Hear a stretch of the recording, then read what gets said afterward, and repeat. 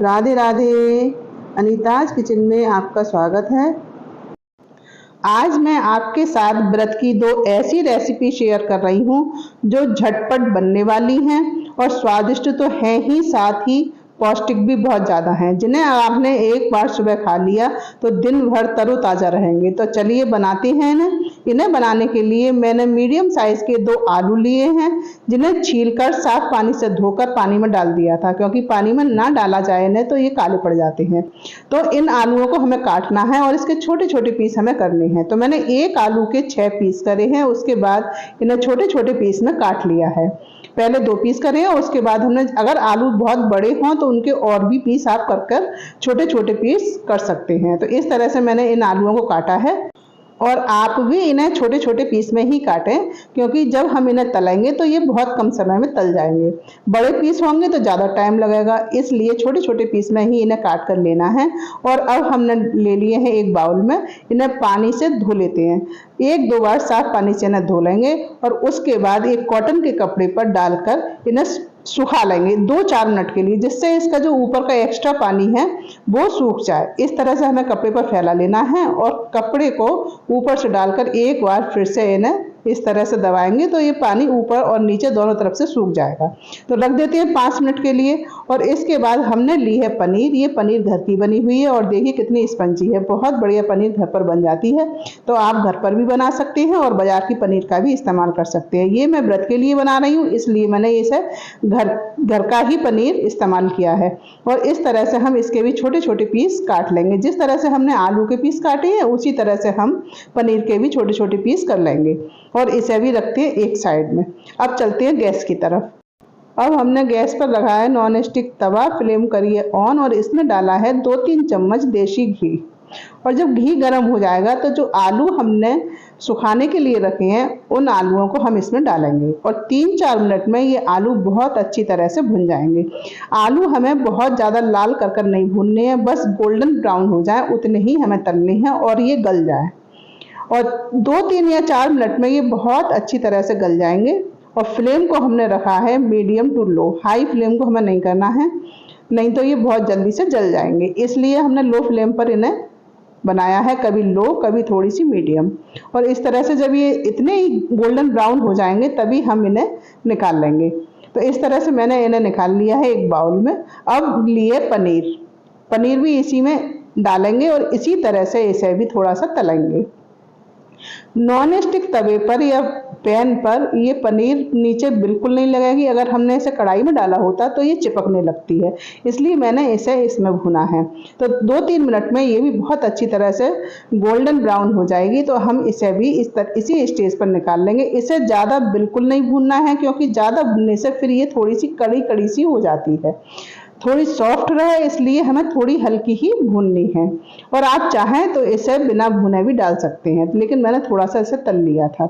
अब हम इसमें डालेंगे, इस तरह से मैंने इन्हें निकाल लिया एक बाउल में। आलू भी उसी में निकाले हैं और पनीर भी उसी में निकाल ली है। अब हमने लिए हैं मूंगफली के दाने, जो लगभग 1 मुट्ठी हैं, और इन्हें भी मैंने धो कर लिया है।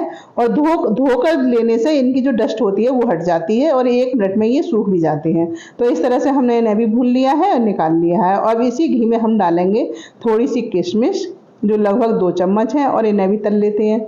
और ये सारी चीज़ें हम इसी बाउल में निकालते जाएंगे।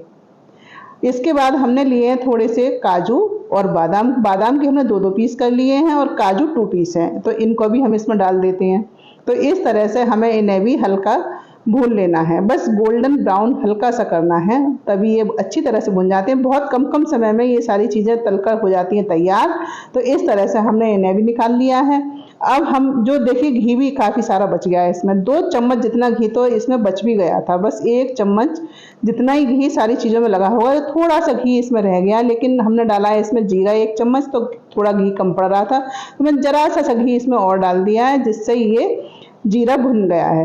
और अब हमने डाला है इसमें कद्दू के बीज, कद्दू की मींग और थोड़ा सा हरा नारियल है, जिसे मैंने बहुत बारीक स्लाइस में काटा है। वो भी इसमें डाल दिया है। 8-10 करी पत्ते लिए हैं, वो भी हमने इसमें डाल दिए हैं। करी पत्ते आप अगर व्रत में खा लेते हो तो इसे डालें, नहीं तो स्किप भी कर सकते हैं। इस तरह से हम थोड़ा सा ना ड्राई रोस्ट करेंगे और मुट्ठी भर हमने इसमें मखाने डाल दिए हैं। तो इन्हें भूनने में कम से कम 2-3 मिनट का समय लगेगा और ये भी बहुत अच्छी तरह से भुन जाएंगे, क्योंकि इन्हें हमने लो फ्लेम पर भुना है, जिससे मखाने थोड़े क्रिस्पी हो जाएं और जो करी पत्ता है वो भी थोड़ा सा क्रिस्पी हो जाए। क्योंकि हमने ज़्यादा इसमें घी नहीं डाला था, अगर घी डालते तो ये मखाने घी पी जाते, इसलिए मैंने थोड़ा ड्राई रोस्ट किया है। और इस तरह से जब भुन गए हैं, काफ़ी अच्छी तरह से मखाने क्रिस्पी हो गए थे, तब हमने ये सारी चीज़ें एक बार फिर इसमें डाल दी थी और थोड़ा सा इसे मिलाएंगे। नमक डालेंगे स्वाद अनुसार और काली मिर्च आधा चम्मच, इन दोनों चीज़ों को डालकर एक बार फिर हम इसे मिला लेते हैं। जीरा हम भूनने में पहले ही डाल चुके हैं और करी पत्ता भी, तो इसका टेस्ट वैसे ही बहुत बढ़िया आने वाला है।